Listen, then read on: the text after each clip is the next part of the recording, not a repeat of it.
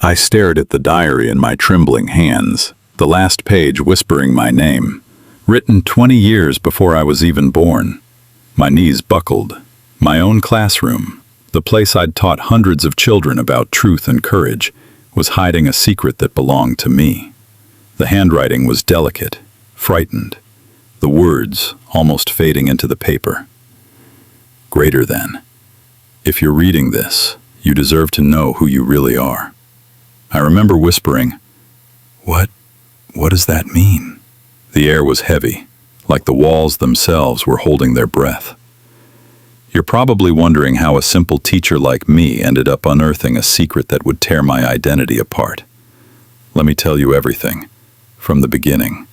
I've always been the quiet type, the dependable one.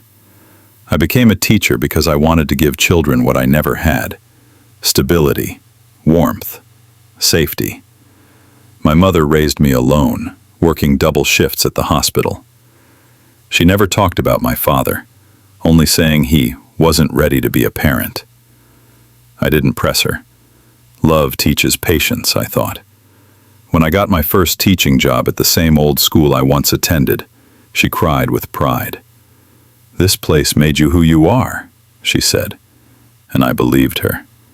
For years I poured myself into my students, stayed late, brought food for the ones who had none, fixed broken desks, defended kids others gave up on. That classroom became my world, my safe little universe of chalk dust and hope. Until the renovation day. We were replacing the old blackboards with smart screens. I was supervising the workers when one of them called, "Ma'am, there's something behind this wall." Wrapped in cloth and bound with string, a diary. At first I smiled. Probably an old student's prank. But when I read the first page, my smile died. The diary belonged to Clara Wills, a 17-year-old who vanished in 1979. Her writing was full of fear, of love, of something forbidden. Page after page, she wrote about a secret romance with a teacher. And the teacher's name was Michael Harrow, my mother's maiden name. My chest tightened. Could it be? The final entry shattered me. Greater than, if they find this, they'll know the child isn't his. It's the man I truly loved, Michael Harrow. And below it, I'll name her after his mother, Ellen. That's me. The child she meant was me. I sat there, frozen. My mother had lied about everything: my father, my name, my story. All those years she told me to never look back. Now I knew why.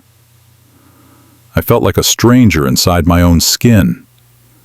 I spent weeks in silence. When I finally confronted my mother, her face crumbled. She didn't deny it. She just said, "I wanted you to have a clean start, Ellen. The truth would have ruined you." But it wasn't me she was protecting.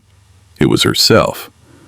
The scandal, the shame, the past. For the first time, I didn't see my mother. I saw a frightened woman still hiding behind a wall of her own making. I walked away that night, quietly. She called, she begged. She even came to my school, annoyed, saying, "You owe me your life." And I answered, "No. You built my life on silence. I'm rebuilding it with truth." That was the first time I chose myself. After that, she turned others against me, relatives, friends, even colleagues. She said I was ungrateful, lost, unwell. But I stopped explaining, because the truth no longer needed defending, only living. For the first time, her words couldn't hurt me. The more she shouted, the quieter I became. And in that silence, I found peace. I still teach in that same classroom. The old blackboard is gone, but I kept the diary. A reminder that truth doesn't vanish. It waits. My mother and I no longer speak, but I forgive her. Some people build lies not out of cruelty, but out of fear. I learned that the past never stops teaching until we finally understand its lesson. Mine was simple. You can't protect love with lies. Every classroom holds ghosts of what once was, and every heart holds lessons waiting to be learned.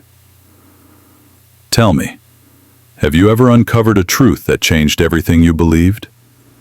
Share your story in the comments. And if my story moved you, like, subscribe, and stay for the next lesson.